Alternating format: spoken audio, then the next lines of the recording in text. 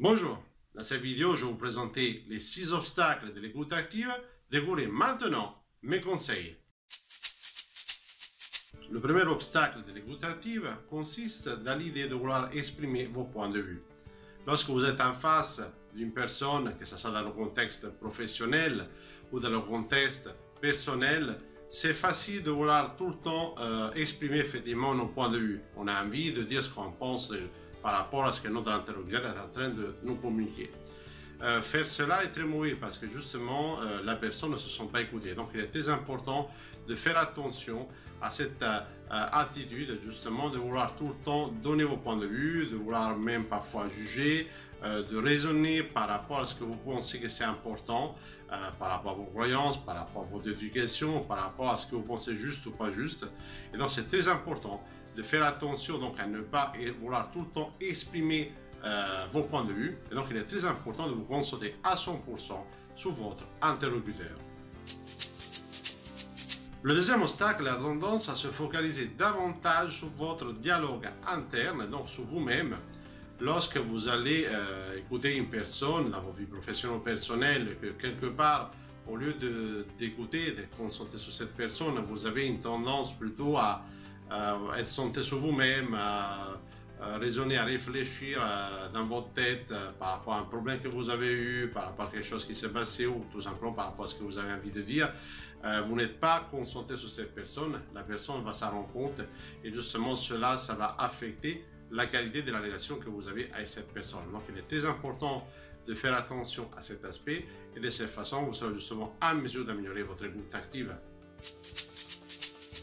Le troisième obstacle de l'écoute active consiste dans le fait d'être trop fatigué. Écouter de façon active requiert d'avoir beaucoup d'énergie, requiert d'être concentré à 100% sur la personne qui est en face de vous, que ce soit dans votre travail ou dans votre vie personnelle. Lorsque vous êtes fatigué, lorsque vous avez peut-être trop travaillé, vous avez mal dormi ou que vous êtes stressé, il est très difficile justement de disposer de cette énergie physique, mais également mentale, pour être centré à 100% sur la personne qui est en face de vous. Donc il est très important de prendre en compte votre niveau de fatigue et donc de ne pas justement aller aborder des sujets importants ou des rendez-vous importants si vous êtes trop fatigué. Donc c'est très important de se reposer pour améliorer la qualité de votre écoute active.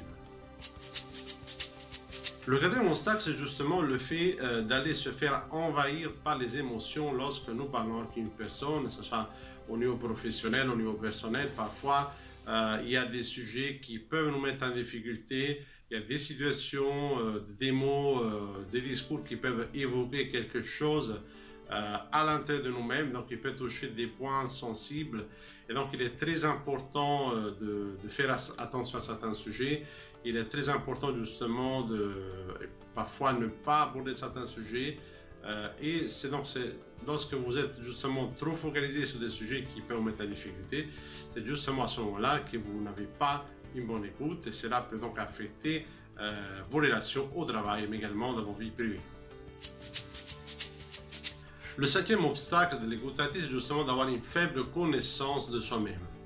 Si vous ne connaissez pas suffisamment, si vous ne savez pas les sujets qui peuvent vous mettre en difficulté, si quelque part voilà, vous décidez d'accepter de rentrer dans certaines conversations qui vous mettent en difficulté et que vous n'avez pas fait un travail sur vous-même, vous n'avez pas évolué, vous n'avez pas peut-être acquis les compétences pour être donc, plus à l'aise dans certaines situations, il va être très difficile pour vous justement d'être à l'aise dans la communication et donc ça va être très difficile pour vous d'écouter de façon empathique. Donc il devient très important justement de vous connaître, de mettre en place peut-être un chemin de développement personnel. D'autres vont trouver leur voie justement par rapport à une thérapie ou par rapport à d'autres formes justement d'introspection. Donc de façon générale, il est très important de faire tout ce que vous pouvez lorsqu'il y a un sujet justement qui vous met en difficulté pour aller travailler ce qui vous met en difficulté et faire cela justement vous aidera à écouter au mieux de façon plus empathique autant dans votre travail que dans votre vie personnelle. Le sixième obstacle de l'écoute active, c'est quelque chose qui est plutôt en fait à l'extérieur, donc c'est pas lié à vous-même, mais c'est lié de façon générale à tout ce qui peut distraire, donc aux distractions. Par exemple, il peut s'agir d'un bruit. Donc, s'il y a un bruit et vous êtes en train de parler à quelqu'un, vous ne serez pas concentré sur ce que cette personne est en train de vous dire. Vous ne pourrez pas bien entendre. Vous ne pourrez pas justement vous focaliser à 100% sur cette personne. Également, ça peut être une façon de s'habiller. Si vous êtes habillé de façon excentrique ou l'autre personne est habillée d'une façon qui peut être excentrique et difficile pour vous à gérer, ça peut également vous distraire. Donc, tous les facteurs, imaginez, pensez à tous les facteurs qui peuvent quelque part nuire justement à vos qualités d'écoute. Eh bien, tous ces facteurs sont également importants et sont des obstacles également à l'écoute active et donc à une bonne qualité de la communication, autant dans votre travail que dans vos vies personnelles. Maintenant que nous avons vu justement les obstacles majeurs de l'écoute active, il est très important de voir ce qu'on peut faire justement pour améliorer la qualité de l'écoute active. Donc, si vous souhaitez améliorer la qualité de votre écoute, vous pouvez découvrir mon e-book sur l'écoute active dans la description de cette vidéo. Vous pouvez également découvrir dans la description la formation écoute active, donc une formation qui se déroule à distance. Également des ouvrages qui vous aideront également à améliorer la qualité de votre écoute active. Vous les trouverez également dans la description de cette vidéo.